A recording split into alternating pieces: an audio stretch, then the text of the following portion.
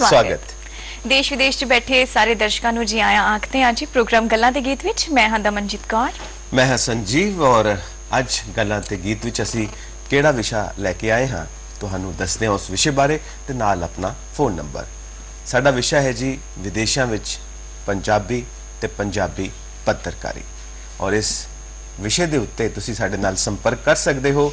साडा phone number है 0181 281 42 64। विदेशों विच पंजाबी ते पंजाबी पत्रकारी साडा अज दा विषय।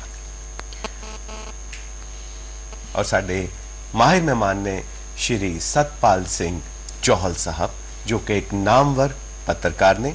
उन्हां नाल गलबात करांगे इस विषय दे उत्ते। जौहल साहब तुहाडा बहुत-बहुत स्वागत करते हैं स्टूडियोस दे विच। बहुत-बहुत धन्यवाद जी संजीव जी तुहानू और दमनजीत जी तुहाडा भी बहुत-बहुत धन्यवाद और सारे दर्शकों को भी प्यार भरी सत श्री अकाल जी। वैसे तो उन्होंने बहुत बार तुहानू साडे नाल मतलब दूरदर्शन राही देखा है और अज क्योंकि खुलियां गल्लां करनियां तुसी पिछले काफी टाइम तो कैनेडा दे विच रह रहे हो और कैनेडा एक इहो जिहा नाम है ना भी पंजाबी सुनदे ने ते चेहरे ते स्माइल आ जाती है जी। और मेरे ख्याल नाल शायद बहुत घट पंजाबी होणगे जेड़ा कैनेडा जाके वसन दा सुपना नहीं देखदे। अज दे टाइम दे विच बच्चों नूं पुछ लो, यूथ नाल गल कर लो कि तुसी की करना चाहते हो तो पहली गल यही हुंदी कि मैं कैनेडा जाना चाहना जी बिल्कुल। और तुसी उत्थे रह रहे हो। पंजाबी जेड़े है वो मन्निया जांदा है कि हुण बहुत ज्यादा पंजाबी उत्थे वस चुके, पर तुसी ओदी सही स्थिति सानू दस सकदे हो कि किन्ने को पंजाबी उत्थे वसदे है और उन्हां विच किन्ने को लोग ने जेड़े अज भी पंजाबी ने मतलब पंजाबी नाल जुड़े हुए ने, पंजाबी बोलदे ने? बिल्कुल जी। सो पंजाबियों का लंबे समय तो दमन जी संजीव जी उत्थे जाके कनेडा मुल्क दे विच वसना जारी है और कनेडा मुल्क नूं पसंद करना, उत्थे जाके रह सकना अज भी बहुत वड्डी तादाद विच पंजाबियों की यह तमन्ना है जी, जिस तरह तुसीं दस्सिया।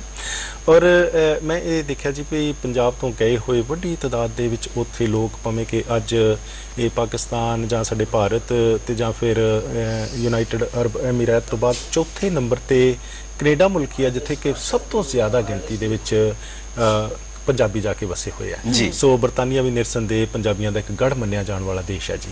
सो वड्डी तादाद दे उत्थे लोगों का लगातार जाके वसदे जाना और 80वें दे 70वें दे दहाके के दौरान और 90वें जाके फिर कह लो इस सदी के चढ़न तो बाद भी वड्डी तादाद दे पंजाबी जिहड़े परिवारां समेत मतलब अज दा सुपना नहीं, वो पहला तो 70 तो ही जाना शुरू हो गए। बिल्कुल जी। और मैं समझदा जी कि जो पिछली लंघी हुई सदी है उस दे दौरान ये प्रोसैस किसी ना किसी रूप दे विच जारी रहा जी पंजाबियों का उत्थे जाके कनेडा मुल्क दे विच वसण दा और उत्थे जाके अपने जीवन नूं अपने परिवारां नूं स्थापित करन दा ते इस दे नाल ही कनेडा दी खुशहाली दे विच भी एक वड्डा योगदान पाउण दा लगातार यतन रहा जिस नूं कि अज मेन स्ट्रीम दे उत्थे जिहड़े पॉलिटिशियंस है ये भी बड़े सत्कार दे नाल पंजाबियों दी शलाघा करदे सुणीदे आ जी। जी वो जिस एक मजाक विच कहा जाता है ना आपां ते कैनेडा कह रहे हैं वो कहंदे ने कनेडा जी। कहंदे क्यों कहंदे बठिंडा कनेडा अपना लगता है जी। खैर क्योंकि बठिंडा और कनेडा की आपां गल कर रहे हैं तो कनेडा भी एक तरह पंजाबी ही बन चुका है, पंजाबियों का गढ़ है। और अज पंजाबी की स्थिति की है उत्थे? पंजाबी भाषा की जो स्थिति की गल करनी हो जिथे पंजाबियों ने पंजाब तो जाके अपने आप को मेहनत के नाल स्थापित किया, अपने परिवारों को स्थापित किया, कनेडा दे विच अपने नां नूं उच्चा किया। इस दे नाल ही चंगी गल ये हुई संजीव जी भी उत्थे जाके पंजाबी भाषा दे भी पैर लवाए जी। अच्छा। सो हर जगह ते असीं देखते हैं कि पंजाबियों ने ये कोशिश की कि उन्हां दी जिहड़ी अपनी माँ बोली है उस नूं कनेडा दे समाज दे विच सत्कार मिले और काफ़ी मैं समझदा जी कि काफ़ी हद तक पंजाबी इस दे विच सफल भी होया। उसका खास कारण ये होया कि बहुत वड्डे तादाद दे विच भावें कि तुसीं किसी भी खेतर की गल करो, तुसीं बिजनेस की गल करो, तुसीं पत्रकारी दी मीडिया की गल करो, तुसीं पॉलिटिक्स की गल करो जां समाजिक संस्थावां दे विच अपनी जगह बनाउण की गल करो, हर एक जगह पंजाबियों की पहुँच हो गई होण करके विद्यक संस्थावां दे विच भी सो पंजाबी दे उत्थे पैर लगाउणे जिहड़े आ वो पिछले कुछ दहाकिਆਂ दे दौरान काफ़ी आसान भी होए ते ये लगातार जिहड़े यतन है अज दे समय भी जारी है जी।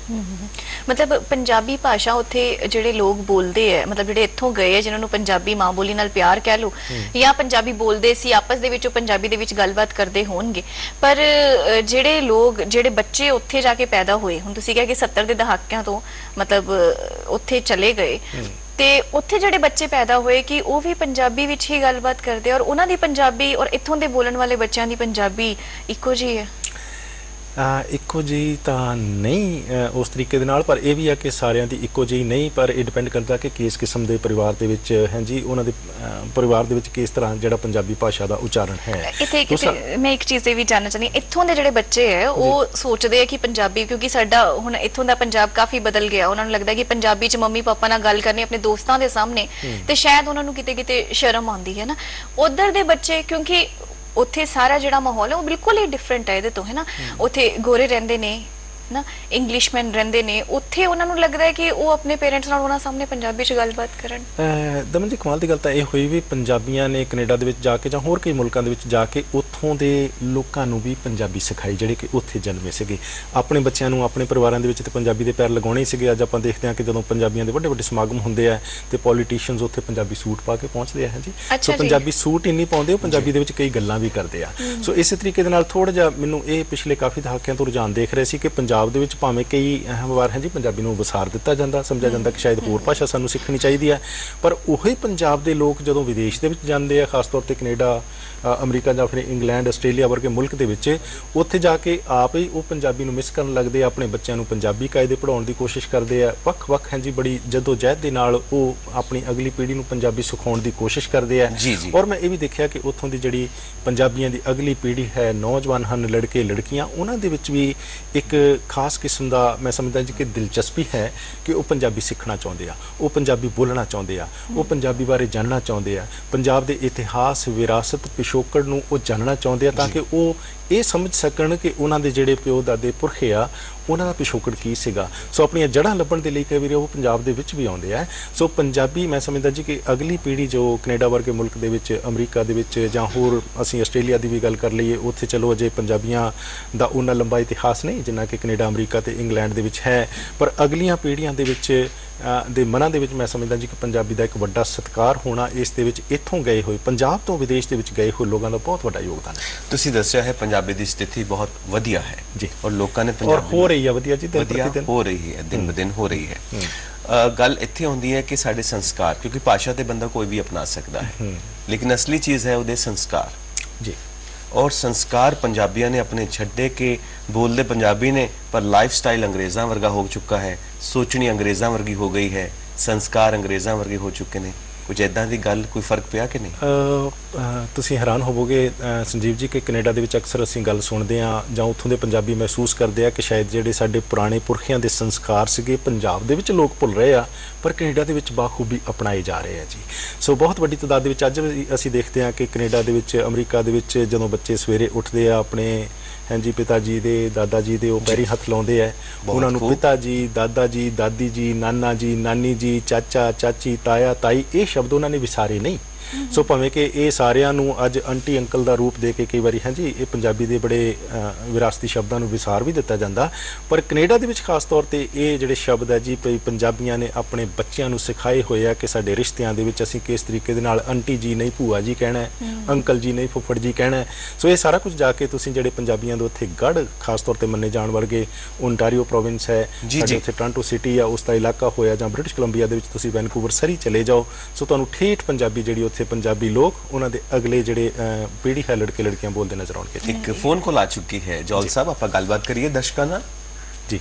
ਹੈਲੋ ਜੀ, ਖੰਨਾ ਸਾਹਿਬ ਤੇ ਦਮਨਜੀਤ ਤੇ ਸਾਡੇ ਮਾਹਰ ਮਹਿਮਾਨ ਜੀ ਨੂੰ ਇਕਬਾਲ ਸਿੰਘ ਮੇਨ ਬਾਜ਼ਾਰ ਹਠੂਰ ਦੀ ਬਹੁਤ ਹੀ ਪਿਆਰ ਭਰੀ ਸਤਿਕਾਰ ਭਰੀ ਸਤਿ ਸ੍ਰੀ ਅਕਾਲ ਜੀ। ਸਤਿ ਸ੍ਰੀ ਅਕਾਲ ਜੀ।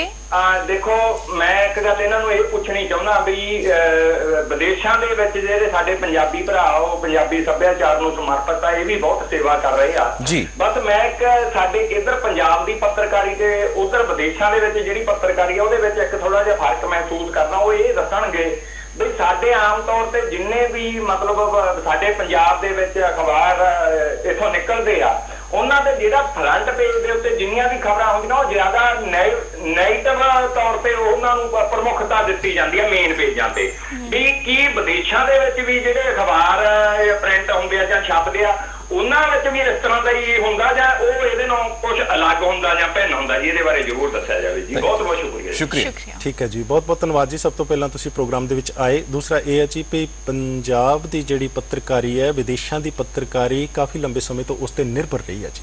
ਸੋ ਦੂਸਰਾ ਇਹ ਵੀ ਕਿਹਾ ਜਾਂਦਾ ਹੈ ਕਿ ਜੋ ਮੀਡੀਆ ਹੁੰਦਾ ਹੈ ਉਹ ਸਮਾਜ ਦਾ ਦਰਪਣ ਹੀ ਪੇਸ਼ ਕਰਨ ਦੀ ਕੋਸ਼ਿਸ਼ ਕਰਦਾ ਹੈ। ਸੋ ਆਮ ਤੌਰ ਤੇ ਜੀ ਜਿਹੜੀ ਇਹ ਨੈਗੇਟਿਵ ਨਿਊਜ਼ ਹੈ ਜਿੰਨੀ ਪੰਜਾਬ ਦੇ ਵਿੱਚੋਂ ਨਿਕਲਦੀ ਹੈ, ਕਿਉਂਕਿ ਵਿਦੇਸ਼ਾਂ ਦੇ ਵਿੱਚ ਪੰਜਾਬੀ ਮੀਡੀਆ ਦੀ ਨਜ਼ਰ ਪੰਜਾਬ ਦੇ ਵਿੱਚ ਵਾਪਰ ਰਹੀਆਂ ਘਟਨਾਵਾਂ ਤੇ ਬੜੀ ਤਿੱਖੀ ਹੈ ਜੀ, ਬੜੀ ਤਿਰਛੀ ਹੈ।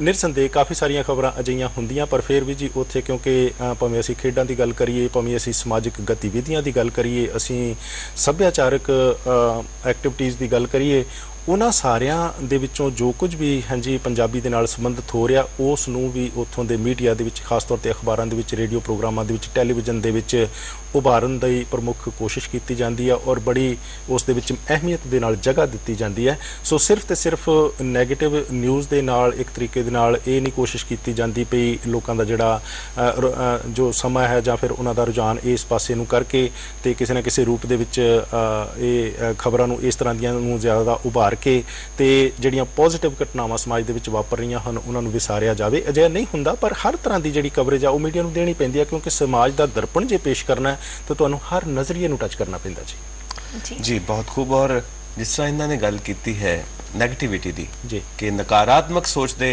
ਅਨੁਸਾਰ ਪੇਪਰ ਡਿਜ਼ਾਈਨ ਹੁੰਦਾ ਹੈ, ਅਖਬਾਰ ਡਿਜ਼ਾਈਨ ਹੁੰਦਾ ਹੈ। ਅਸੀਂ ਗੱਲ ਕਰਾਂਗੇ ਐਥਿਕਸ ਦੀ ਕਿ ਜਿਹੜੀ ਅਸੀਂ ਮੀਡੀਆ ਦੀਆਂ ਐਥਿਕਸ ਮੰਨਦੇ ਹਾਂ ਕਿ ਉਹਨਾਂ ਦੀ ਜੋ ਮਰਿਆਦਾ ਹੈ ਉਹ ਮਰਿਆਦਾ ਕਿਤੇ ਨਾ ਕਿਤੇ ਅਸੀਂ ਇੱਥੇ ਮਹਿਸੂਸ ਕਰਦੇ ਹਾਂ ਕਿ ਕਿਤੇ ਨਾ ਕਿਤੇ ਮਰਿਆਦਾ ਤੋਂ ਹਟ ਕੇ ਗੱਲ ਹੋ ਰਹੀ ਹੈ।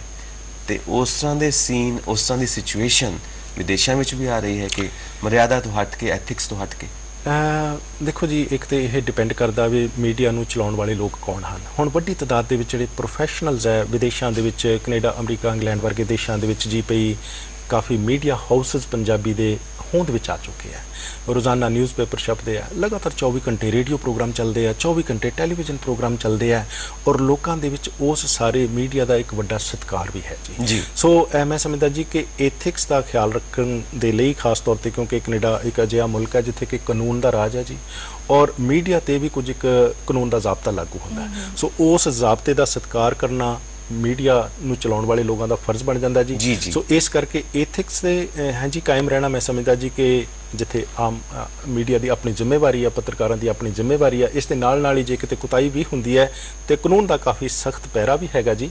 ਸੋ ਲੇਕਿਨ ਕਿ ਵੱਡੀ ਤਾਦਾਦ ਦੇ ਵਿੱਚ ਜਿਹੜੇ ਪੱਤਰਕਾਰ ਹੈ, ਸਾਡੇ ਸੰਪਾਦਕ ਸਹਿਬਾਨ ਹਨ ਜਾਂ ਰੇਡੀਓ ਪ੍ਰੋਗਰਾਮ ਨੂੰ ਚਲਾਉਣ ਵਾਲੇ ਸਾਡੇ ਪ੍ਰੋਡਿਊਸਰ ਸਹਿਬਾਨ ਹਨ, ਟੈਲੀਵਿਜ਼ਨ ਪ੍ਰੋਗਰਾਮਾਂ ਦੇ ਨਿਰਦੇਸ਼ਕ ਹਨ, ਸਾਰੇ ਹੀ ਆਪੋ ਆਪਣੀਆਂ ਜ਼ਿੰਮੇਵਾਰੀਆਂ ਤੋਂ ਭਲੀ ਭਾਂਤ ਵਾਕਫ ਹੋ ਚੁੱਕੇ ਆ ਜੀ। ਸੋ ਅਜਿਹਾ ਨਹੀਂ ਹੈ, ਮੈਂ ਸਮਝਦਾ ਜੀ ਕਿ ਜੇ ਉੱਥੇ ਪੰਜਾਬੀ ਮੀਡੀਆ ਦਾ ਏਡਾ ਵੱਡਾ ਹੁਣ ਸਥਾਪਨ ਹੋ ਚੁੱਕਾ ਉਹਨਾਂ ਮੁਲਕਾਂ ਦੇ ਵਿੱਚ ਤੇ ਆਪਣੇ ਆਪ ਦੇ ਵਿੱਚ ਹੀ ਇਹ ਉਸ ਗੱਲ ਦਾ ਵੱਡਾ ਸਬੂਤ ਹੈ ਕਿ ਉਹ ਖਾਸ ਤੌਰ ਤੇ ਆਪਣੀ ਜਿਹੜੀ ਸਦਾਚਾਰਕਤਾ ਦੇ ਅਨੁਸਾਰ ਜ਼ਿੰਮੇਵਾਰੀ ਨਿਭਾਉਣ ਦੀ ਕੋਸ਼ਿਸ਼ ਕਰਦੇ ਆ ਜੀ। ਇਸ ਵੇਲੇ ਇੱਕ ਦਰਸ਼ਕ ਹੋਰ ਜੁੜੇ ਹੋਏ ਆ। ਹੈਲੋ ਜੀ, ਸਵਾਗਤ ਹੈ ਜੀ ਪ੍ਰੋਗਰਾਮ 'ਚ। ਸਤਿ ਸ਼੍ਰੀ ਅਕਾਲ ਜੀ। ਤੇ ਆਏ ਮਹਿਮਾਨ ਨੂੰ ਵੀ ਪਿਆਰ ਭਰੀ ਸਤਿ ਸ਼੍ਰੀ ਅਕਾਲ ਜੀ। ਹਾਂ ਤੇ ਮੈਂ ਆਪਣੇ ਜੋਬ ਸਾਹਿਬ ਦੇ ਅਕਸਰ ਲੇਖ ਆਉਂਦੇ ਰਹਿੰਦੇ ਨੇ, ਤਕਰੀਬਨ ਜੀ ਅਖਬਾਰ ਦੇ ਵਿੱਚ ਬੜੇ ਦਿਲਚਸਪੀ ਨਾਲ ਪੜ੍ਹਦੇ ਹੁੰਦੇ ਇਹਨਾਂ ਦੇ ਲੇਖ ਜੀ। ਤੇ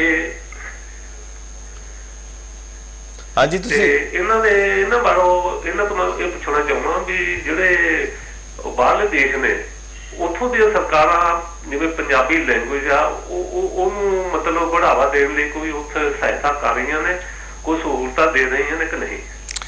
ਠੀਕ ਹੈ ਜੀ। ਨੰਬਰ 2 ਤੇ ਸਾਰੇ ਵਿਦੇਸ਼ਾਂ ਦੇ ਵਿੱਚ ਕੋਈ ਇੰਟਰਨੈਸ਼ਨਲ ਲੈਵਲ ਤੇ ਪੱਧਰ ਤੇ ਕੋਈ ਪੰਜਾਬੀ ਨੂੰ ਪ੍ਰਫੁੱਲਤ ਕਰਨ ਲਈ ਕੋਈ ਸੰਸਥਾ ਬਣੀ ਹੋਈ ਹੈ ਕਿ ਨਹੀਂ? ਜੀ ਠੀਕ ਹੈ ਜੀ, ਬਹੁਤ ਸ਼ੁਕਰੀਆ ਜੀ। ਸ਼ੁਕਰੀਆ ਫੋਨ ਕਾਲ ਲਈ।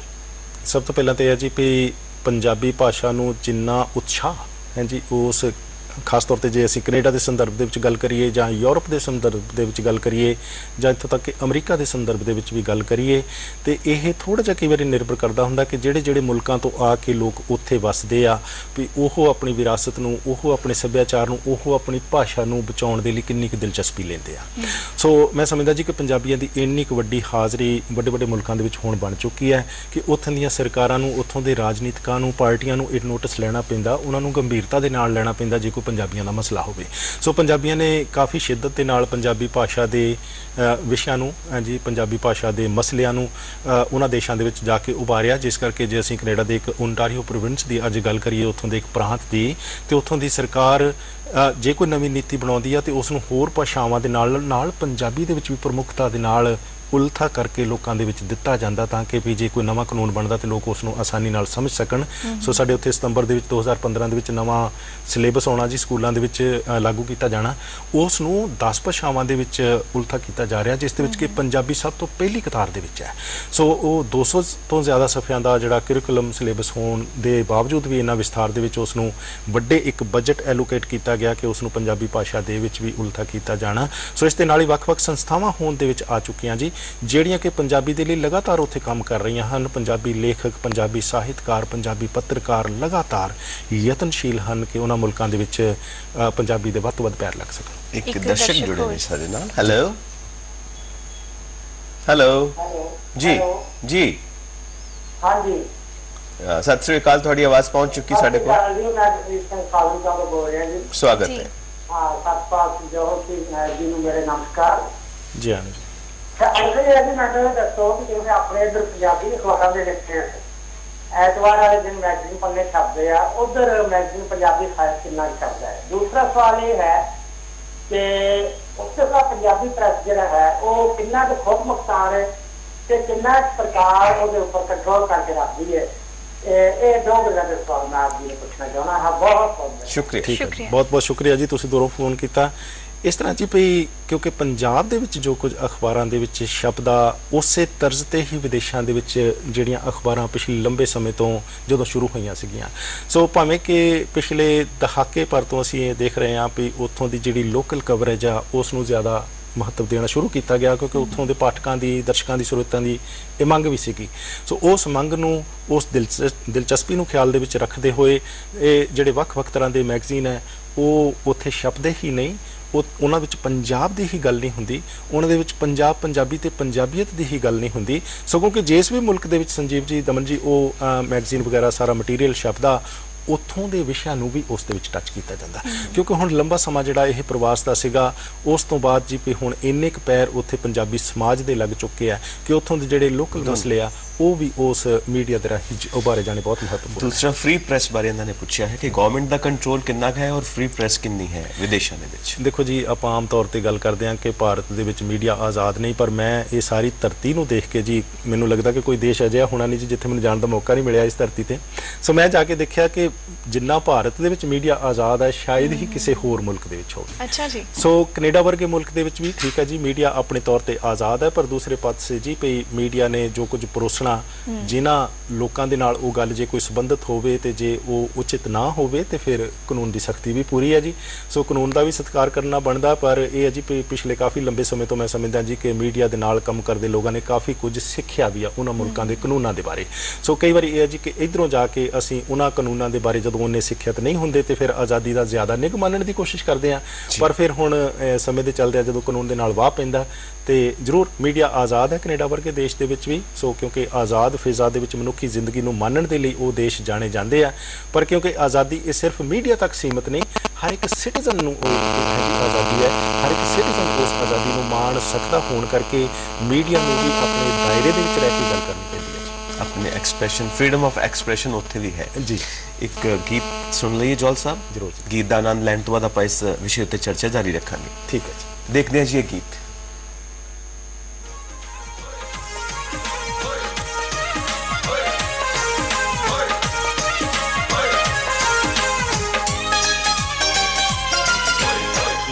ना पुछ साडा ना पुछ साडा हाल, सानू लुटे इशारे नाल कुड़ती सत रंग दी।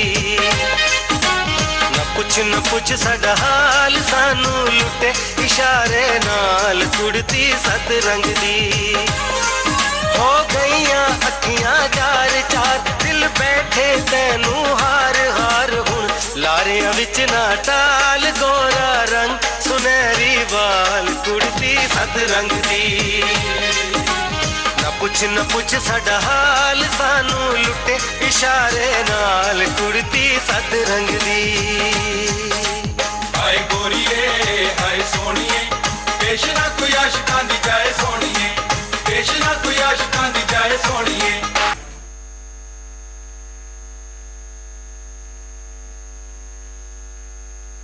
ਵਿਦੇਸ਼ਾਂ ਵਿੱਚ ਪੰਜਾਬੀ ਤੇ ਪੰਜਾਬੀ ਪੱਤਰਕਾਰੀ ਔਰ ਸਾਡੇ ਨਾਲ ਨੇ ਸ਼੍ਰੀ ਸਤਪਾਲ ਸਿੰਘ ਜੋਹਲ ਸਾਹਿਬ ਜੋ ਕਿ ਇੱਕ ਨਾਮਵਰ ਪੱਤਰਕਾਰ ਨੇ ਔਰ ਉਹਨਾਂ ਨਾਲ ਇਸ ਵਿਸ਼ੇ ਉੱਤੇ ਗੱਲਬਾਤ ਜਾਰੀ ਹੈ।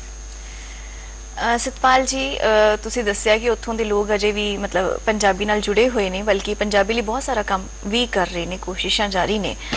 ਸੰਜੀਵ ਨੇ ਇੱਕ ਸਵਾਲ ਪੁੱਛਿਆ ਸੀ ਕਿ ਉੱਥੇ ਜਿਹੜੇ ਵਸ ਚੁੱਕੇ ਪੰਜਾਬੀ ਹੈ ਕਿ ਉਹਨਾਂ ਦੀ ਸੋਚ ਦੇ ਵਿੱਚ ਵੀ ਕੁਝ ਬਦਲਾਵ ਆਇਆ ਕਿਉਂਕਿ ਪੰਜਾਬੀ ਜਿਹੜੇ ਹੈ ਉਹ ਖੁੱਲੇ ਸੁਭਾਅ ਕਰਕੇ ਜਾਣੇ ਜਾਂਦੇ ਜਿਹੜਾ ਸਾਡਾ ਪੰਜਾਬ ਦੀ ਜ਼ਮੀਨ ਹੈ ਇੱਥੇ ਇੱਕ ਮਤਲਬ ਵਧੀਆ ਜਿਹਾ ਰੰਗ ਹੈ ਵੀ ਕਹਿ ਲਓ ਅਸੀਂ ਬਹੁਤ ਉੱਚਾ ਬੋਲਦੇ ਹਾਂ ਹੈ ਨਾ ਖੁੱਲ ਦਿਲੇ ਸਾਰਾ ਕੁਝ ਬੋਲਦੇ ਹਾਂ ਹੈ ਨਾ ਤੇ ਪੱਤਰਕਾਰੀ ਦੇ ਵਿੱਚ ਵੀ ਜੇ ਆਪਾਂ ਅਖਬਾਰਾਂ ਦੀ ਗੱਲ ਕਰੀਏ ਤਾਂ ਪਰ ਕੁਝ ਅਖਬਾਰਾਂ ਦੇ ਵਿੱਚ ਇਹੋ ਜਿਹਾ ਵੀ ਪੜਨ ਨੂੰ ਮਿਲਿਆ ਕਿ ਉੱਥੋਂ ਦੇ ਜਿਹੜੇ ਪੰਜਾਬੀ ਜਿਹੜੇ ਉੱਥੇ ਜਾ ਕੇ ਵਸੇ ਹੈ ਉਹਨਾਂ ਨੇ ਕੁਝ ਇਹੋ ਜਿਹਾ ਕੀਤਾ ਜਿਵੇਂ ਘਰੇਲੂ ਹਿੰਸਾ ਦੀਆਂ ਖਬਰਾਂ ਹੀ ਲੈ ਲਓ ਕਿ ਉਹਨਾਂ ਵਿੱਚ ਕੋਈ ਬਦਲਾਵ ਆਇਆ ਕਿ ਨਹੀਂ ਆਇਆ ਜੇ ਨਹੀਂ ਮਤਲਬ ਜੇ ਆਇਆ ਤੇ ਫਿਰ ਅਜੇ ਵੀ ਸਾਨੂੰ ਸੁਣਨ ਨੂੰ ਉਧਰ ਕਿਉਂ ਮਿਲਦਾ ਹੈ।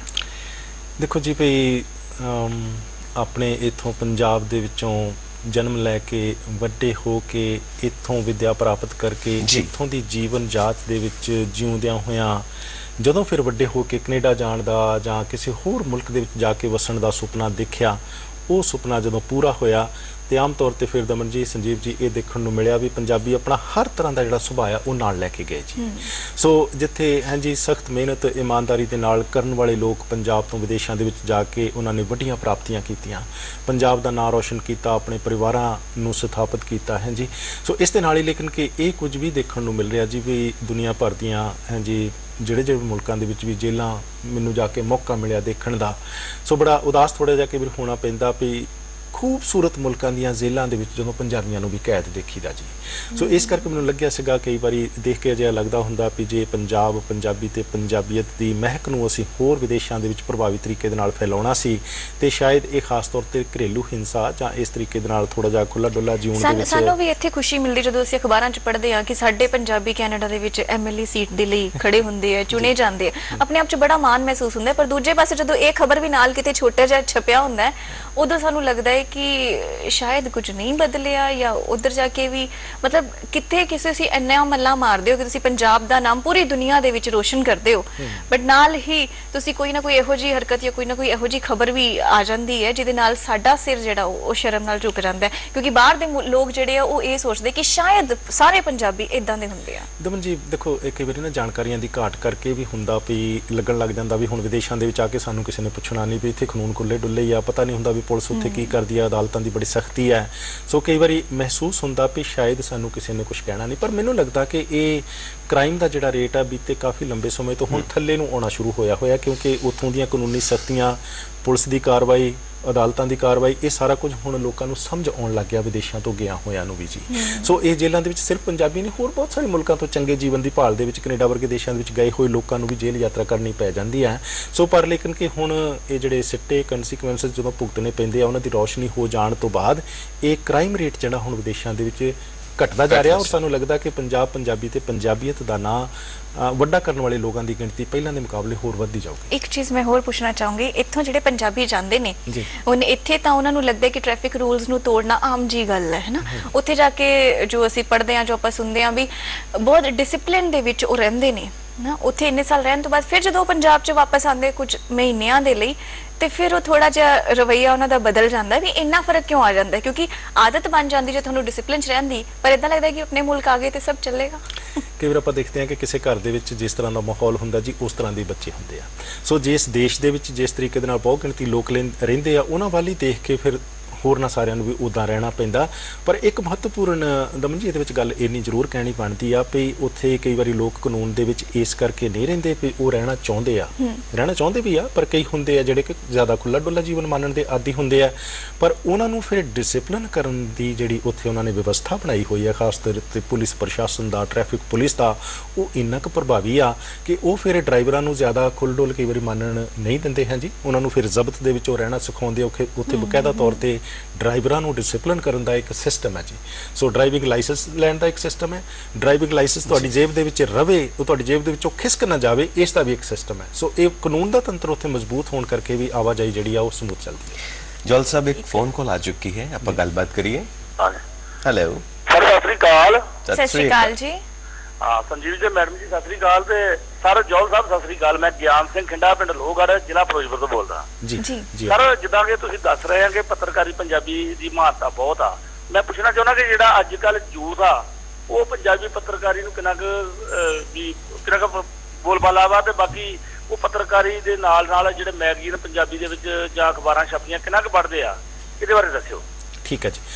ਇਸ ਤਰ੍ਹਾਂ ਜੀ ਕਿ ਯੂਥ ਦਾ ਰੁਝਾਨ ਮੀਡੀਆ ਵੱਲ ਨੂੰ ਕਾਫੀ ਹੈ ਜੀ। ਪੰਜਾਬੀ ਭਾਸ਼ਾ ਨੂੰ ਭਾਵੇਂ ਕਿ ਅਜੇ ਵੀ ਜਿਹੜਾ ਸਾਡਾ ਵਿਦੇਸ਼ਾਂ ਦੇ ਵਿੱਚ ਪਾਠਕ ਵਰਗ ਹੈ, ਖਾਸ ਤੌਰ ਤੇ ਜੀ ਅਖਬਾਰਾਂ ਦਾ, ਉਹ ਪੰਜਾਬ ਤੋਂ ਗਏ ਹੋਏ ਲੋਕਾਂ ਦਾ ਹੀ ਹੈ ਜੀ। ਪਰ ਜੇ ਅਸੀਂ ਗੱਲ ਕਰੀਏ ਰੇਡੀਓ ਪ੍ਰੋਗਰਾਮਾਂ ਦੀ, ਜੇ ਗੱਲ ਕਰੀਏ ਅਸੀਂ ਟੈਲੀਵਿਜ਼ਨ ਦੀ, ਸੋ ਪੰਜਾਬੀ ਦੇ ਵਿੱਚ ਉੱਥੋਂ ਦੀ ਜਿਹੜੀ ਨੌਜਵਾਨ ਪੀੜ੍ਹੀ ਆ ਵੱਡੀ ਤਾਦਾਦ ਦੇ ਵਿੱਚ ਪੰਜਾਬੀ ਰੇਡੀਓ ਨਾਲ, ਪੰਜਾਬੀ ਟੈਲੀਵਿਜ਼ਨ ਦੇ ਨਾਲ ਵੀ ਜੁੜੀ ਹੋਈ ਆ, ਨਿਰਸੰਦੇਹ ਅਖਬਾਰਾਂ ਦੇ ਨਾਲ ਵੀ ਜੁੜੀ ਹੋਈ ਆ। ਔਰ ਪੰਜਾਬ ਤੋਂ ਗਏ ਹੋਏ ਲੋਕਾਂ ਨੇ ਉੱਥੇ ਸਿਰਫ ਪੰਜਾਬੀ ਅਖਬਾਰਾਂ ਹੀ ਨਹੀਂ ਕੱਢੀਆਂ, ਹੋਰ ਭਾਸ਼ਾਵਾਂ ਦੇ ਵਿੱਚ ਅਖਬਾਰਾਂ ਵੀ ਨਿਕਲ ਰਹੀਆਂ ਲਗਾਤਾਰ ਜੀ।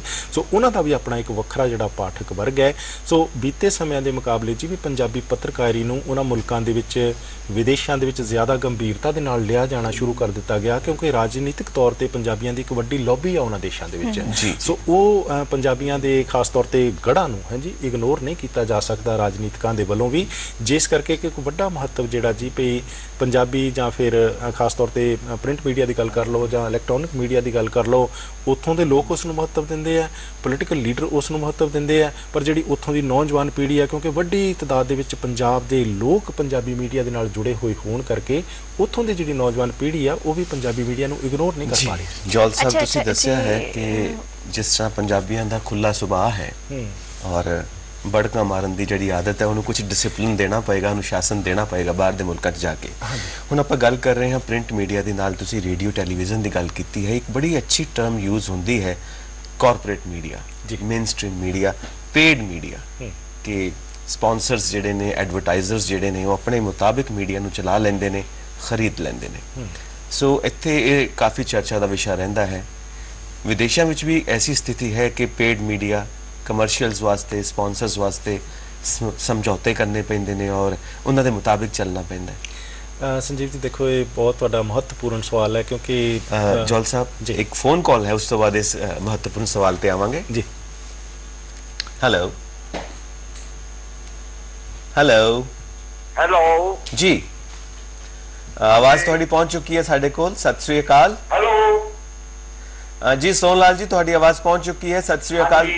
अपना सवाल मैं तो पूछना चाहता है सर जी कि जेडे बच्चे बाहरों पंजाब आते हैं जी जी, बाहरों बच्चे ने पंजाब आते वो चाहे की महसूस करते हैं, किहो जिहा वातावरण उन्हें लगता है? ठीक है जी, बहुत शुक्रिया। बोलते हैं जी जी, माँ-पिओ सिखाते हैं जी जी जी, पर इत्थों दे लोकां नाल मिल के, इत्थों दे एक्चुअल हालात देख के की महसूस हुंदा उन्हां नूं? मैं समझदा जी कि निर्भर करदा थोड़ा जिहा भी पंजाब दे नाल तुसीं किन्ना क जुड़े होए हो ते जां इत्थे आउण तो पहिलां तुसीं पंजाब दे बारे किन्ना क जाण के आए हो। सो बहुत सारे बच्चों नूं तो काफ़ी सारे सरप्राइजेस हाँ जी, कई बार वो हैरान भी हुंदे आ, कई बार बड़े संतुष्ट भी हुंदे आ, बड़े खुश भी हुंदे आ। पंजाब दीआं गलियां दे विच मिट्टी धूड़ फकदे आ हाँ जी, सो जदों उन्हां नूं लगदा कि साडे प्यो बाबे दादे इत्थों ही गए आ, ते कई तो बहुत हाँ जी दिलों जुड़े होए आ मनो। कई बारी उचाट भी हो जाते हैं, पर थोड़े समय तो बाद उन्होंने फिर कई बार पंजाब आने भी दिल करता। सो ये मैं समझदा जी कि योगदान आ उन्होंने मापियां दा खास तौर पर बहुत वड्डा जी, जिहड़े कि लगातार उत्थे कोशिश करते हैं भी अपनी जिहड़ी उन्हां दी अगली पीढ़ी आ उन्होंने पंजाब दे नाल जोड़िया जाए, उन्होंने पंजाब के इतिहास के बारे दस्सिया जाए, उन्होंने इत्थों दे हाँ जी जिन्ने भी धार्मिक स्थान हैं उन्हां दा महत्व दस्सिया जाए और समा मिलते सारे उन्होंने धार्मिक स्थानों के दर्शन करवाए जान, ताकि उन्होंने थोड़ा जिहा हाँ जी पंजाब की विरासत का, धार्मिक पिछोकड़ का, इतिहास का ज्ञान हो सके। जॉल साहब आपां अपने महत्वपूर्ण सवाल ते मुड़ तो आने हाँ जी, तुसीं दस रहे सी पेड मीडिया बारे। हाँ जी बिल्कुल, देखो जी एक कारपोरेट मीडिया हाउसेस उत्थों दे मेन स्ट्रीम मीडिया ਆਮ ਤੌਰ ਤੇ ਇਹ ਆਮ ਇੱਕ ਰੁਝਾਨ ਹੈ ਜੀ। ਇਹ ਭਾਰਤ ਦੇ ਵਿੱਚ ਇੰਨੀਆਂ ਕਾਰਪੋਰੇਟ ਹਾਊਸਸ ਦਾ ਕੰਟਰੋਲ ਮੀਡੀਆ ਤੇ ਵੱਧ ਰਿਹਾ, ਇਹ ਉਹਨਾਂ ਦੇਸ਼ਾਂ ਦੇ ਵਿੱਚ ਵੀ ਹੀ ਇਦਾਂ ਹੀ ਹੈ। ਪਰ ਜੇ ਅਸੀਂ ਪੰਜਾਬੀ ਮੀਡੀਆ ਦੇ ਸੰਦਰਭ ਦੇ ਵਿੱਚ ਗੱਲ ਕਰਨੀ ਹੋਵੇ ਤਾਂ ਉੱਥੇ ਇਸ ਤਰ੍ਹਾਂ ਦੀ ਅਜੇ ਸਥਿਤੀ ਨਹੀਂ ਹੈ ਕਿ ਹਾਂਜੀ ਕਾਰਪੋਰੇਟ ਮੀਡੀਆ ਹਾਊਸਸ ਹੋਣ, ਪਰ ਇੰਡੀਵਿਜੂਅਲੀ ਬੜੀ ਮਿਹਨਤ ਕਰਕੇ ਜੀ ਡੇਲੀ ਅਖਬਾਰ ਜਿਹੜੇ ਛਪ ਰਹੇ ਆ ਜੀ, ਰੇਡੀਓ ਪ੍ਰੋਗਰਾਮ 24 ਘੰਟੇ ਚੱਲ ਰਹੇ ਆ ਜੀ, ਟੈਲੀਵਿਜ਼ਨ ਪ੍ਰੋਗਰਾਮ ਚੱਲ ਰਹੇ ਆ, ਇੱਥੋਂ ਪੰਜਾਬ ਤੋਂ ਗਏ ਹੋਏ ਸਧਾਰਨ ਪੰਜਾਬੀ ਵਿਅਕਤੀਆਂ ਨੇ ਉਹਨਾਂ ਨੂੰ ਸਥਾਪਿਤ ਕੀਤਾ ਜੀ। ਸੋ ਉਹਨਾਂ ਨੇ ਉਹ ਬੜੀ ਮਿਹਨਤ ਦੇ ਨਾਲ ਆਪਣੇ ਮੀਡੀਆ ਹਾਊਸਸ ਕ੍ਰੀਏਟ ਕੀਤੇ ਹੋਣ ਕਰਕੇ ਉਹ ਮੈਂ ਸਮਝਦਾ ਜੀ ਕਿ ਇੱਕ ਤਰੀਕੇ ਦੇ ਨਾਲ ਆਪਣੇ ਆਪ ਨੂੰ ਵਿਕਣ ਨਹੀਂ ਦਿੰਦੇ, ਪਰ ਦੂਸਰੇ ਪਾਸੇ ਹੈ ਜੀ ਕਿ ਉਹਨਾਂ ਨੂੰ ਕੋਈ ਆਰਥਿਕ ਮਦਦ ਕਿਸੇ ਪਾਸਿਓਂ ਮਿਲਦੀ ਨਹੀਂ ਹੁੰਦੀ, ਜਿਸ ਕਰਕੇ ਕਿ ਅਖਬਾਰਾਂ, ਰੇਡੀਓ, ਟੈਲੀਵਿਜ਼ਨ ਇਹ ਜਿਹੜੇ ਸਮੁੱਚੇ ਪ੍ਰੋਗਰਾਮ ਚੱਲਦੇ ਆ 24 ਘੰਟੇ ਲਗਾਤਾਰ, ਇਹ ਸਾਰੇ ਤੇ ਸਾਰੇ ਬਿਜ਼ਨੈਸਸ ਤੇ ਹੀ ਡਿਪੈਂਡ ਕਰਦੇ ਹੁੰਦੇ ਆ ਕਿ ਉਹਨਾਂ ਨੂੰ ਇਸ਼ਤਿਹਾਰ ਐਡਵਰਟਾਈਜ਼ਿੰਗ ਮਿਲੇਗੀ ਤੇ ਉਹ ਪ੍ਰੋਗਰਾਮ ਚੱਲਣੇ ਹੁੰਦੇ ਆ। ਸੋ ਪਾਠਕ ਦਰਸ਼ਕ ਸਰੋਤੇ ਵੀ ਇਸ ਕਮਜ਼ੋਰੀ ਨੂੰ ਕਹਿ ਲਓ ਕਿ ਸਮਝਦੇ ਆ ਕਿ ਮੀਡੀਆ ਨੂੰ ਇਹਨਾਂ ਦੀ ਬਿਜ਼ਨੈਸਸ ਦੀ ਲੋੜ ਹੈ।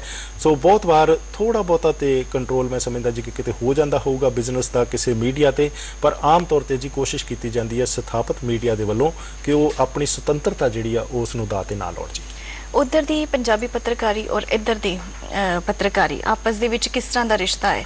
ਇੱਥੋਂ ਨਿਊਜ਼ ਕਿੱਦਾਂ ਜਾਂਦੀਆਂ ਹੈ ਜਾਂ ਮਤਲਬ ਕੀ ਦੇਖਦੇ ਹੋ? ਤੁਹਾਨੂੰ ਤਾਂ ਜ਼ਿਆਦਾ ਪਤਾ ਹੈ ਉੱਥੋਂ ਬਾਰੇ। ਮੈਂ ਸਮਝਦਾ ਜੀ ਕਿ ਜੋ ਇੱਕ ਪਰਿਵਾਰਕ ਜੀਆਂ ਦਾ ਆਪਸ ਦੇ ਵਿੱਚ ਰਿਸ਼ਤਾ ਹੁੰਦਾ ਹੈ ਵੀ ਪਰਿਵਾਰ ਦਾ ਕੋਈ ਇੱਕ ਹਿੱਸਾ ਪੰਜਾਬ ਦੇ ਵਿੱਚ ਹੋਵੇ, ਉਸੇ ਪਰਿਵਾਰ ਦਾ ਇੱਕ ਅੱਧਾ ਹਿੱਸਾ ਕੈਨੇਡਾ ਜਾਂ ਹੋਰ ਕਿਸੇ ਮੁਲਕ ਦੇ ਵਿੱਚ ਹੋਵੇ, ਸੋ ਆਪਸ ਦੇ ਵਿੱਚ ਜੋ ਤਾਲਮੇਲ ਦੇ ਨਾਲ ਫੈਸਲੇ ਕੀਤੇ ਜਾਂਦੇ ਆ, ਸੋ ਉੱਥੋਂ ਦਾ ਮੀਡੀਆ ਮੈਂ ਸਮਝਦਾ ਜੀ ਕਿ ਪੰਜਾਬ ਦੇ ਵਿੱਚ ਵਸਦੇ ਹੋਏ ਸਾਡੇ ਲੇਖਕਾਂ, ਸਾਹਿਤਕਾਰਾਂ, ਪੱਤਰਕਾਰਾਂ, ਮੀਡੀਆ ਹਾਊਸਸ ਤੋਂ ਬਿਨਾਂ ਬਿਲਕੁਲ ਅਧੂਰਾ ਆ ਜੀ।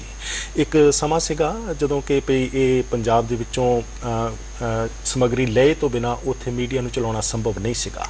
ਹੁਣ ਇੰਨਾ ਕੁ ਉੱਥੋਂ ਦੇ ਮੀਡੀਆ ਨੇ ਵਿਕਾਸ ਕਰ ਲਿਆ ਕਿ ਉੱਥੇ ਸਮੱਗਰੀ ਉਪਲਬਧ ਜ਼ਰੂਰ ਹੈ, ਪਰ ਉੱਥੇ ਜਿਹੜਾ ਪਾਠਕ ਹੈ, ਜਿਹੜਾ ਦਰਸ਼ਕ ਹੈ, ਸਰੋਤਾ ਹੈ, ਉਹ ਦਿਲੋਂ ਮਨੋਂ ਪੰਜਾਬ ਦੇ ਨਾਲ ਜੁੜਿਆ ਹੋਇਆ। ਸੋ ਪੰਜਾਬ ਦੇ ਵਿੱਚ ਕੀ ਕੁਝ ਹੋ ਰਿਹਾ ਇਹ ਉੱਥੇ ਦੇ ਮੀਡੀਆ ਦੇ ਰਾਹੀਂ ਉੱਥੋਂ ਦਾ ਪਾਠਕ, ਦਰਸ਼ਕ, ਸਰੋਤਾ ਦੇਖਣਾ, ਸੁਣਨਾ, ਪੜ੍ਹਨਾ ਚਾਹੁੰਦਾ ਜੀ। ਸੋ ਜਿਹੜਾ ਮੀਡੀਆ ਇਸ ਤਰੀਕੇ ਦੀ ਪੇਸ਼ਕਾਰੀ ਨਹੀਂ ਕਰ ਪਾਉਂਦਾ ਉਹ ਵੀ ਆਪਣੇ ਜਿਹੜੇ ਆਡੀਅנס ਨੂੰ ਪੂਰੀ ਤਰ੍ਹਾਂ ਸੰਤੁਸ਼ਟ ਨਹੀਂ ਕਰ ਪਾਉਂਦਾ ਹੁੰਦਾ, ਜਿਸ ਕਰਕੇ ਵੀ ਜਿੱਥੇ ਕੈਨੇਡਾ ਦੀ, ਯੂਰਪ ਦੀ ਜਾਂ ਹੋਰ ਧਰਤੀ ਦੇ ਕਿਸੇ ਵੀ ਮੁਲਕ ਦੇ ਵਿੱਚ ਵਸਦੇ ਹੋਏ ਰਹਿੰਦੇ ਹੋਏ ਪੰਜਾਬੀਆਂ ਨੇ ਆਪਣੇ ਮੀਡੀਆ ਸਥਾਪਿਤ ਕੀਤੇ ਨੇ, ਜਿੱਥੇ ਉਹਨਾਂ ਨੂੰ ਲੋਕਲ ਗੱਲ ਕਰਨੀ ਪੈਂਦੀ ਹੈ, ਉੱਥੇ ਉਹਨਾਂ ਨੂੰ ਪੰਜਾਬ ਦੀ ਸਮੱਗਰੀ ਵੀ ਉਨੀ ਮਹੱਤਤਾ ਦੇ ਨਾਲ ਹੀ ਜਿਹੜੀ ਉਹ ਪੇਸ਼ ਕਰਨੀ ਪੈਂਦੀ ਹੈ, ਤਦ ਹੀ ਉਹਨਾਂ ਦੀ ਜਿਹੜੀ ਆਡੀਅנס ਹੈ ਉਹ ਸੰਤੁਸ਼ਟ ਹੁੰਦੀ ਹੈ। ਬਿਲਕੁਲ ਜੋਹਲ ਸਾਹਿਬ, ਅੱਜ ਦਾ ਮਾਹੌਲ ਟਾਰਗੇਟ ਆਡੀਅנס ਕੋਈ ਇੱਕ ਕਲਾਸ ਨਹੀਂ ਬਲਕਿ ਪੂਰੀ ਦੁਨੀਆ ਹੀ ਟਾਰਗੇਟ ਆਡੀਅנס ਹੈ, ਜਿਹਨੂੰ ਸਾਡੇ ਪ੍ਰਧਾਨ ਮੰਤਰੀ ਸਾਹਿਬ ਵੀ ਕਹਿੰਦੇ ਨੇ ਕਿ ਸਭ ਦਾ ਸਾਥ, ਸਾਰੇ ਮਿਲ ਕੇ ਚੱਲੋ। ਇੱਕ ਦਰਸ਼ਕ ਪਹੁੰਚ ਚੁੱਕੇ ਨੇ ਸਾਡੇ ਕੋਲ। ਹਾਂਜੀ, ਨਮਸਕਾਰ ਜੀ। ਨਮਸਕਾਰ ਜੀ। ਮੈਂ ਨਿੱਕੀ ਜੀ ਬੇਨਤੀ ਕਰਦਾ ਹਾਂ ਕਿ ਪੰਜਾਬ ਦੇ ਮੁਕਾਬਲੇ ਦੇ ਵਿੱਚ ਵਿਦੇਸ਼ਾਂ ਵਿੱਚ ਵੀ ਇਹੋ ਜਿਹੀ ਪੱਤਰਕਾਰੀ ਹੁੰਦੀ ਹੈ। ਦੇਖੋ ਸੰਜੀਵ ਜੀ, ਇੱਕ ਚੀਜ਼ ਹੈ ਜੀ, ਹੁਣ ਪੰਜਾਬ ਦੇ ਵਿੱਚ ਵੀ ਪੱਤਰਕਾਰੀ, ਲੁਧਿਆਣੇ ਦਾ ਅਖਬਾਰ ਇੱਕ ਪੇਜ ਵੱਖਰਾ ਹੁੰਦਾ ਹੈ, ਮੋਗੇ ਦਾ ਵੱਖਰਾ ਹੁੰਦਾ ਹੈ, ਜਲੰਧਰ ਦਾ ਵੱਖਰਾ ਹੁੰਦਾ ਹੈ, ਲੋਕਲ ਅਖਬਾਰ ਬਣ ਗਏ ਸਵਾਏ ਅੰਗਰੇਜ਼ੀ ਤੋਂ, ਬਾਕੀ ਅਖਬਾਰ ਜਿਹੜੇ ਲੋਕਲ ਜੇ ਰਹਿ ਗਏ ਇੱਕ ਪੇਜ ਵੱਖਰਾ ਹੀ ਹੁੰਦਾ ਹੈ। ਕੀ ਵਿਦੇਸ਼ਾਂ ਵਿੱਚ ਵੀ ਜ਼ਿਲ੍ਹਾ ਵਾਈਜ਼ ਇਸ ਤਰ੍ਹਾਂ ਅੱਡੋ ਅੱਡੀ ਪੇਪਰ ਚੱਲਦੇ ਹੈ? ਮਾਸਿਕ ਪੇਪਰ ਅੱਗੇ ਚੱਲਦਾ ਸੀ ਪ੍ਰਦੇਸ਼ੀ, ਹੁਣ ਉਹ ਬੰਦ ਹੋ ਗਿਆ ਜੀ। ਇਹ ਮਾਸਿਕ ਸਾਲੇ ਦਾ ਚੱਲਦੇ ਹੋਣੇ ਹੈਗੇ ਪੇਪਰ, ਜਿਹੜਾ ਪੱਤਰਕਾਰੀ ਜਿਹਨੂੰ ਅਸੀਂ ਕਹਿ ਸਕਦੇ ਸਹੀ ਰੂਪ ਦੇ ਵਿੱਚ, ਕਿ ਉੱਥੇ ਵੀ ਲੋਕਲ ਚੱਲਦੀ ਹੈ। ਸ਼ੁਕਰੀਆ, ਬਿਲਕੁਲ ਜੀ। ਸੋ ਜ਼ਰੂਰ ਜੀ, ਅਖਬਾਰਾਂ ਦੇ ਵਿੱਚ ਖਾਸ ਤੌਰ ਤੇ ਜਾਂ ਰੇਡੀਓ ਟੈਲੀਵਿਜ਼ਨ ਦੇ ਚਲੋ ਪ੍ਰੋਗਰਾਮ ਥੋੜੇ ਜਿਹੇ ਅਲੱਗ ਕਿਸਮ ਦੇ, ਪਰ ਲੇਕਿਨ ਕਿ ਜੇ ਅਖਬਾਰਾਂ ਦੇ ਸੰਦਰਭ ਦੇ ਵਿੱਚ ਗੱਲ ਕਰਨੀ ਹੋਵੇ ਤੇ ਉੱਥੇ ਜਿੱਥੇ ਹਾਂਜੀ ਰਾਸ਼ਟਰੀ ਖਬਰਾਂ ਦੀ ਗੱਲ ਕੀਤੀ ਜਾਂਦੀ ਹੈ, ਅੰਤਰਰਾਸ਼ਟਰੀ ਖਬਰਾਂ ਦੀ ਗੱਲ ਕੀਤੀ ਜਾਂਦੀ ਹੈ, ਉੱਥੇ ਹਾਂਜੀ ਖੇਤਰੀ ਤੇ ਇਲਾਕਾਈ ਤੇ ਖਾਸ ਤੌਰ ਤੇ ਪਿੰਡਾਂ ਦੀ ਕਵਰੇਜ ਨੂੰ ਖਾਸ ਤੌਰ ਤੇ ਮਹੱਤਵ ਦਿੱਤਾ ਜਾਂਦਾ ਜੀ। ਵੀ ਜੇ ਪੰਜਾਬ ਦੇ ਪਿੰਡਾਂ ਤੋਂ ਗਏ ਹੋਏ ਲੋਕਾਂ ਨੂੰ ਉੱਥੇ ਆਪਣੇ ਪਿੰਡਾਂ ਦੇ ਵਿੱਚ ਕੀ ਹੋ ਰਿਹਾ ਜੀ, ਉਹ ਖਬਰਾਂ ਪੜ੍ਹਨ ਦੇ ਵਿੱਚ ਕਾਫੀ ਡਾਢੀ ਦਿਲਚਸਪੀ ਹੁੰਦੀ ਹੈ, ਜਿਸ ਕਰਕੇ ਕਿ ਮੀਡੀਆ ਨੂੰ ਉਹ ਪ੍ਰੈਜੈਂਟੇਸ਼ਨ ਦੇਣੀ ਵੀ ਪੈਂਦੀ ਆ। ਪਰ ਜੇ ਉੱਥੋਂ ਦੇ ਜਿਹੜੇ ਅਖਬਾਰ ਹੈ ਕੁਦਰਤੀ ਤੌਰ ਤੇ ਹੈ ਕਿ ਜਿਹੜੇ ਏਰੀਆ ਦੇ ਵਿੱਚ ਲੋਕ ਵਸਦੇ ਹੋਣ ਤੇ ਖੇਤਰੀ ਕਵਰੇਜ ਹਮੇਸ਼ਾ ਜਿਹੜੀ ਆ ਉਹ ਲੋਕਾਂ ਨੂੰ, ਕਿਉਂਕਿ ਆਪਣੇ ਏਰੀਆ ਦੇ ਵਿੱਚ ਉਸ ਦੀ ਵੀ ਲੋੜ ਹੁੰਦੀ ਹੈ, ਸੋ ਕੋਸ਼ਿਸ਼ ਕੀਤੀ ਜਾਂਦੀ ਹੈ ਕਿ ਜਿੰਨਾ ਵੀ ਵੱਧ ਤੋਂ ਵੱਧ ਲੋਕਲ ਕਵਰੇਜ ਹੈ ਉਹ ਹੋ ਸਕੇ। ਪੰਜਾਬੀ ਮੀਡੀਆ ਦੇ ਵਿੱਚ ਵੀ ਇਸ ਤਰ੍ਹਾਂ ਹੈ ਤੇ ਉੱਥੋਂ ਦੇ ਖੇਤਰੀ ਮੀਡੀਆ ਵਿੱਚ ਵੀ ਤਾਂ ਹੈ ਜੀ। ਅੱਛਾ, ਜਿੰਨੇ ਵੀ ਲੋਕ ਉੱਥੇ ਪੱਤਰਕਾਰੀ ਨਾਲ ਜੁੜੇ ਹੋਏ ਹੈ, ਤੁਸੀਂ ਕਿਹਾ ਕਿ ਉਹਨਾਂ ਨੂੰ ਕੋਈ ਮਤਲਬ ਫਾਈਨੈਂਸ਼ੀਅਲੀ ਸਪੋਰਟ ਨਹੀਂ ਮਿਲਦੀ, ਤੇ ਫਿਰ ਵੀ ਜਿਹੜੇ ਉੱਥੇ ਲੋਕ ਹੈ ਉਹ ਪੱਤਰਕਾਰੀ ਕਰ ਰਹੇ, ਕਿ ਉਹ ਸਿਰਫ ਸ਼ੌਕੀਆ ਕਰ ਰਹੇ ਹੈ ਜਾਂ ਵਾਕਈ ਉਹਨਾਂ ਨੂੰ ਕੋਈ ਇਨਕਮ ਵੀ ਹੁੰਦੀ ਹੈ? ਮਤਲਬ ਮੈਂ ਸਮਝਦਾ ਜੀ ਦਮਨ ਜੀ, ਸੰਜੀਵ ਜੀ, ਵੀ ਇਹ ਸਦੀਆਂ ਤੋਂ ਮੈਂ ਸਮਝਦਾ ਜੀ ਕਿ ਇਹ ਮਨੁੱਖ ਦੇ ਮਨ ਵਿੱਚ ਰਿਹਾ ਕਿ ਪੱਤਰਕਾਰੀ ਦੀ ਜਿਹੜੀ ਸ਼ੁਰੂਆਤ ਇੱਕ ਮਿਸ਼ਨ ਦੇ ਤੌਰ ਤੇ ਹੋਈ ਸੀ। ਸੋ ਕੋਈ ਨਾ ਕੋਈ ਮਿਸ਼ਨ ਨੂੰ ਲੈ ਕੇ ਜਿਹੜਾ ਇੱਕ ਵਿਅਕਤੀ ਆ ਉਹ ਪੱਤਰਕਾਰ ਬਣਦਾ, ਆਪਣੇ ਆਪ ਦੇ ਵੱਲੋਂ ਹੈ ਜੀ ਆਪਣੀਆਂ ਸੇਵਾਵਾਂ ਉਹ ਭੇਟ ਕਰਦਾ, ਤੇ ਉਹ ਜਿਹੜੀ ਇੱਕ ਤਰੀਕੇ ਦੇ ਨਾਲ ਤਾਂ ਗਿਆ, ਉਮੰਗ ਗਿਆ ਅੱਜ ਵੀ ਵਿਅਕਤੀ ਦੇ ਵਿੱਚ ਮੌਜੂਦ ਹੈ ਜੀ। ਪੰਜਾਬੀਆਂ ਦੇ ਵਿੱਚ ਬੜੀ ਤਤਪਰਤਾ ਦੇ ਨਾਲ, ਬੜੀ ਗੂੜ ਦੇ ਨਾਲ ਇਹ ਜਿਹੜੀ ਮੈਂ ਸਮਝਦਾ ਜੀ ਕਿ ਉਮੰਗ ਹੋਇਆ ਕਰਦੀ ਹੈ ਕਿ ਬਹੁਤ ਵੱਡੀ ਤਾਦਾਦ ਦੇ ਵਿੱਚ ਸਾਡੇ ਜਿਹੜੇ ਪੱਤਰਕਾਰ ਭੈਣ ਭਰਾ ਹਨ ਉਹ ਕੋਸ਼ਿਸ਼ ਕਰਦੇ ਆ ਕਿ ਆਪਣਾ ਪੂਰਾ ਉਹ ਤਨੋ ਮਨੋ ਤੇ ਤਨੋ ਜੀ ਆਪਣੇ ਇਸ ਮਿਸ਼ਨ ਨੂੰ ਸਮਰਪਿਤ ਹੋ ਕੇ ਵਧੀਆ ਤੋਂ ਵਧੀਆ ਜਿਹੜੀ ਪੱਤਰਕਾਰੀ ਆਪਣੇ ਤੋਂ ਕਰਨ ਦੀ ਕੋਸ਼ਿਸ਼ ਕਰਦੇ ਆ। ਇਹਦੇ ਵਿੱਚ ਖਾਸ ਤੌਰ ਤੇ ਠੀਕ ਹੈ ਜੀ ਆਪਣਾ ਰੋਜ਼ਗਾਰ ਜੀਵਨ ਵੀ ਚਲਾਉਣਾ ਹੁੰਦਾ ਹੈ, ਪਰ ਕਾਫੀ ਵੱਡੀ ਤਾਦਾਦ ਦੇ ਵਿੱਚ ਇਸ ਕਿੱਤੇ ਨੂੰ ਸਮਰਪਿਤ ਜਿਹੜੇ ਲੋਕ ਆ ਪੱਤਰਕਾਰ ਉੱਥੇ ਸਾਡੇ ਵਿਦੇਸ਼ਾਂ ਦੇ ਵਿੱਚ ਵੀ ਮੌਜੂਦ ਹੈ। ਜਿਸ ਤਰ੍ਹਾਂ ਅੱਜ ਕੱਲ੍ਹ ਦਾ ਸਮਾਂ ਹੈ ਇੰਟਰਨੈਟ ਦਾ, ਔਰ ਸਾਡੇ ਪ੍ਰਧਾਨ ਮੰਤਰੀ ਸਾਹਿਬ ਵੀ ਬਹੁਤ ਐਕਟਿਵ ਨੇ ਸੋਸ਼ਲ ਮੀਡੀਆ ਦੇ ਉੱਤੇ ਔਰ ਇੰਟਰਨੈਟ ਦੇ ਉੱਤੇ, ਔਰ ਕਿਹਾ ਜਾਂਦਾ ਕਿ ਇਹ ਤਾਂ ਬਿਲਕੁਲ ਇਦਾਂ ਹੈ ਜਿਵੇਂ ਨੁੱਕੜ ਤੇ ਬਹਿ ਕੇ ਅਸੀਂ ਗੱਲ ਕਰਦੇ ਹਾਂ, ਸੱਥ ਵਿੱਚ ਗੱਲ ਕਰਦੇ ਹਾਂ, ਉਹੀ ਇੰਟਰਨੈਟ ਤੇ ਗੱਲ ਕਰਦੇ ਹਾਂ ਅਸੀਂ। ਔਰ ਇੰਟਰਨੈਟ ਦੇ ਜ਼ਰੀਏ ਵੀ ਅਸੀਂ ਵਿਦੇਸ਼ੀ ਰੇਡੀਓ ਨਾਲ, ਟੈਲੀਵਿਜ਼ਨ ਨਾਲ, ਵਿਦੇਸ਼ੀ ਸਮਾਚਾਰ ਪੱਤਰ ਨਾਲ, ਅਖਬਾਰਾਂ ਨਾਲ, ਮੈਗਜ਼ੀਨਸ ਨਾਲ ਜੁੜੇ ਹਾਂ ਔਰ ਇੱਕ ਰਿਸ਼ਤਾ ਕਾਇਮ ਹੋਇਆ ਹੈ। ਔਰ ਸਾਡੇ ਵਿਚਾਰ, ਆਈਡੀਆਜ਼ ਅਸੀਂ ਐਕਸਚੇਂਜ ਕਰਦੇ ਹਾਂ, ਆਪਸ ਵਿੱਚ ਇੱਕ ਦੂਜੇ ਨਾਲ ਸ਼ੇਅਰ ਕਰਦੇ ਹਾਂ, ਸੰਵਾਦ ਹੁੰਦਾ ਹੈ। ਇਹਦੇ ਨਾਲ ਵੀ ਪੱਤਰਕਾਰਿਤਾ ਕਾਫੀ ਮਜ਼ਬੂਤ ਹੋਈ ਹੈ। ਔਰ ਤੁਸੀਂ ਭਵਿੱਖ ਕੀ ਦੇਖਦੇ ਹੋ ਪੱਤਰਕਾਰਿਤਾ ਦਾ, ਪੰਜਾਬੀ ਪੱਤਰਕਾਰਿਤਾ ਦਾ, ਕਿ ਅਸੀਂ ਸੋਸ਼ਲ ਮੀਡੀਆ, ਇੰਟਰਨੈਟ ਨੂੰ ਸਾਹਮਣੇ ਰੱਖੀਏ? ਬਿਲਕੁਲ ਸੰਜੀਵ ਜੀ, ਮੈਂ ਸਮਝਦਾ ਜੀ ਕਿ ਅੱਜ ਦੇ ਯੁੱਗ ਦੇ ਵਿੱਚ ਉਹੀ ਮੀਡੀਆ ਜਿਹੜਾ ਸਫਲ ਜਾਂ ਵਿਕਸਿਤ ਹੋ ਸਕਦਾ ਜਿਹਨੇ ਕਿ ਅੱਜ ਦੀ ਅਜੋਕੀ ਤਕਨੀਕ ਦੇ ਯੁੱਗ ਨੂੰ ਅਪਣਾ ਲਿਆ ਜੀ। ਸੋ ਮੈਂ ਸਮਝਦਾ ਜੀ ਕਿ ਕਿਸੇ ਨਾ ਕਿਸੇ ਰੂਪ ਦੇ ਵਿੱਚ ਇਹ ਟ੍ਰਾਂਜੀਸ਼ਨ ਪੀਰੀਅਡ ਚੱਲ ਰਿਹਾ। ਟ੍ਰਾਂਜੀਸ਼ਨ ਪੀਰੀਅਡ ਇਹ ਆ ਵੀ ਜਿਸ ਤਰੀਕੇ ਦੇ ਨਾਲ ਅਖਬਾਰਾਂ ਪਹਿਲੇ ਸਮਿਆਂ ਦੇ ਵਿੱਚ ਛਪਦੀਆਂ ਸੀਗੀਆਂ, ਅਗਲੇ ਦਿਨ ਲੋਕਾਂ ਤੱਕ ਪਹੁੰਚਦੀਆਂ ਸੀਗੀਆਂ, ਹੁਣ ਆਮ ਤੌਰ ਤੇ ਇਹ ਹੁੰਦਾ ਵੀ ਜਦੋਂ ਅਗਲੇ ਦਿਨ ਅਖਬਾਰਾਂ ਪਹੁੰਚਦੀਆਂ ਤੇ ਕਾਫੀ ਵੱਡੀ ਤਾਦਾਦ ਦੇ ਵਿੱਚ ਪਾਠਕਾਂ ਨੂੰ ਪਹਿਲਾਂ ਹੀ ਜੀ ਥੋੜਾ ਬਹੁਤਾ ਖਬਰਾਂ ਦੇ ਬਾਰੇ ਪਤਾ ਹੁੰਦਾ। ਬਿਲਕੁਲ ਸਹੀ ਹੈ। ਸੋ ਉਹਨਾਂ ਨੇ ਜਾਂ ਫਿਰ ਰੇਡੀਓ ਤੋਂ ਜਾਂ ਟੈਲੀਵਿਜ਼ਨ ਤੋਂ ਜਾਂ ਫਿਰ ਇੰਟਰਨੈਟ ਤੇ ਰਾਹੀਂ ਖਾਸ ਤੌਰ ਤੇ ਹਾਂਜੀ ਉਹਨਾਂ ਨੇ ਇਹ ਖਬਰ ਦੇ ਬਾਰੇ ਉਹਨਾਂ ਨੂੰ ਪਤਾ ਲੱਗ ਗਿਆ ਹੁੰਦਾ। ਸੋ ਪਰ ਲੇਕਿਨ ਕਿ ਜੀ ਵੀ ਆਉਣ ਵਾਲਾ ਸਮਾਂ ਜਿਹੜਾ ਨਿਰਸਨ ਦੇ ਇਹ ਇੰਟਰਨੈਟ ਦਾ ਹੀ ਸਮਾਂ ਸਮਝਿਆ ਜਾਂਦਾ ਜੀ। ਸੋ ਟੈਲੀਵਿਜ਼ਨ ਤੇ ਰੇਡੀਓ ਦਾ ਵੀ ਕਿਸੇ ਨਾ ਕਿਸੇ ਰੂਪ ਦੇ ਵਿੱਚ ਪ੍ਰਸਾਰਣ ਇੰਟਰਨੈਟ ਦੇ ਮਾਧਿਅਮ ਦੇ ਰਾਹੀਂ ਹੋਣਾ ਸ਼ੁਰੂ ਹੋ ਗਿਆ ਜੀ। ਸੋ ਇੱਥੋਂ ਤੱਕ ਕਿ ਕੈਨੇਡਾ ਦੇ ਜਿਹੜੇ ਰੇਡੀਓ ਦੇ ਬਹੁਤ ਸਾਰੇ ਪ੍ਰੋਗਰਾਮ, ਟੈਲੀਵਿਜ਼ਨ ਦੇ ਇੱਥੇ ਪੰਜਾਬ ਦੇ ਵਿੱਚ ਉਹਨਾਂ ਦੇ ਦਰਸ਼ਕ ਤੇ ਪਾਠਕ ਜਾਂ ਕਹ ਲਓ ਕਿ ਸਰੋਤੇ ਖਾਸ ਤੌਰ ਤੇ ਮੌਜੂਦ ਨੇ।